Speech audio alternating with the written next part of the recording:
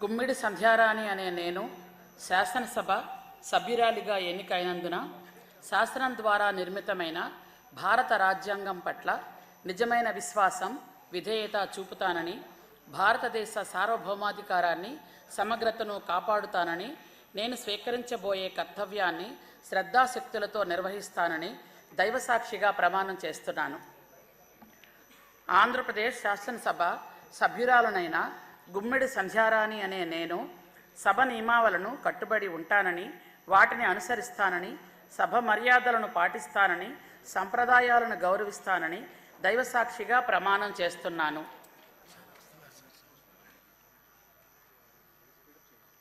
Shri Satyakumar Yadav.